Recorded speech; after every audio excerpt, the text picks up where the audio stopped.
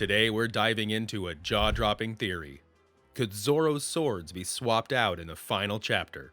Did you ever pick up on the patterns and rules behind all the swords Zoro has wielded over the years in One Piece?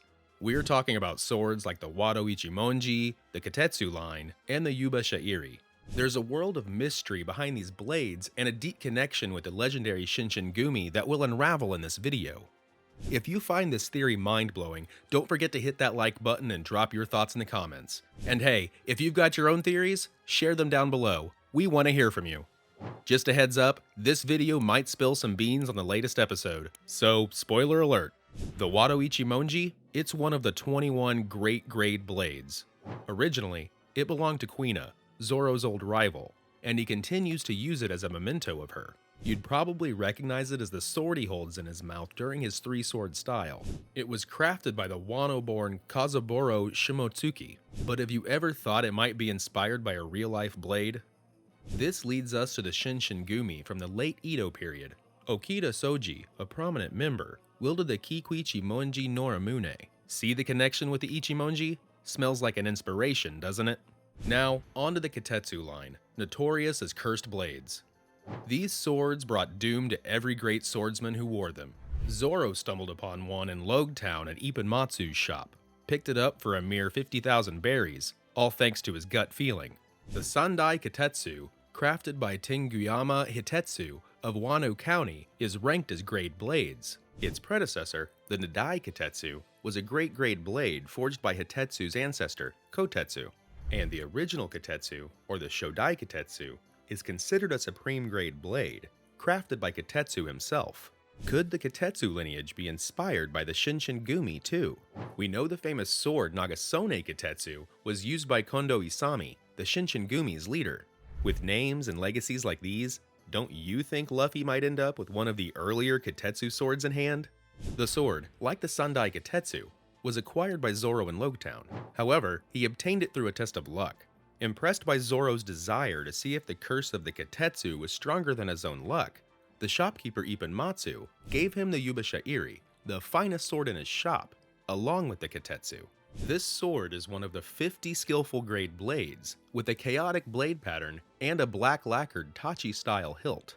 During the battle with Navy Captain Shu at Enies Lobby, the sword was severely damaged by the Rust Fruit's powers and was retired. It probably wasn't meant to last since it didn't have a connection to the Shinsengumi, but from what we can see, there's still a lingering connection with the Shinsengumi. It is one of the 21 great grade blades, named Shishui. He received it after winning a duel against Ryoma's zombie, into which Brook's shadow had been inserted, at Thriller Bark. However, Shishui was a divine blade in Wano, worshipped as the sword of the legendary samurai Ryoma, who was said to have slain a dragon with it. Therefore, in exchange for returning the Shishui, Zoro was given Enma, a blade once wielded by Kozuki Oden and later inherited by Kozuki Hiyori. The sword in Thriller Bark was one that Moria had stolen while grave robbing in Wano, taking Ryoma's corpse with it. Shisui also had no connection with the Shinsengumi's swords. Hiyori's legendary sword Enma, inherited from her father Oden, was the only blade said to have wounded Kaido. Its power is such that it can cut to the depths of hell, releasing the wielder's haki indiscriminately, and is so dangerous it can't be wielded by the weak. Mihawk once commented, "Any sword can become a black blade if enveloped in haki, but Enma is not yet a sword." However, when Zoro attacked Kaido in the latest chapter, he was using his haki to turn it into a black blade. Nevertheless, being Oden's blade and a keepsake inherited by Hiyori, it remains to be seen if Zoro will continue using it after the Wano arc. Since there's no connection with the Shinsengumi in this main topic, I wonder if Zoro's third sword being Enma is settled. The blade's creator was Kuzaburo Shimotsuki. Zoro, having encountered and used numerous swords, I wonder what will become his final third sword. In today's analysis, I believe he might be considering names from the swords favored by the Shinsengumi. Let me introduce some potential origins for that future third sword.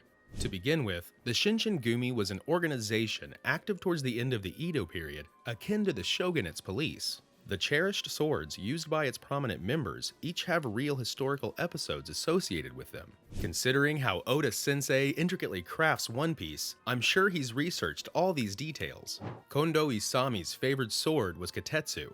Saido Hajimi's sword was Kishinmaru. Combining Kishinmaru and Kotetsu, I believe he might create Zoro's sword named Kishin Tetsu. Additionally, I believe there's another possibility. Okita Soji's sword was Kiku Ichimonji, and Hijikata Toshizo's was Izomunukami Kanaseda. Combining Kiku Ichimonji and Izuminokami, we can think of Wado Ichimonji, can't we? So, what about the last one? We might find commonalities from other Shinsengumi members. Serizawa Kamo's sword was Bingo Mihara Mori Masayasu.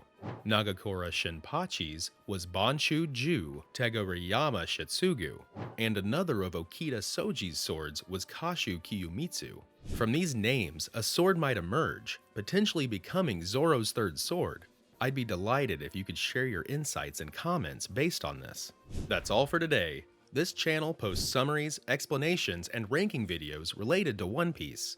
If you like One Piece, we would be happy if you could support us by subscribing to our channel and commenting. Thank you for watching till the end. See you in the next video.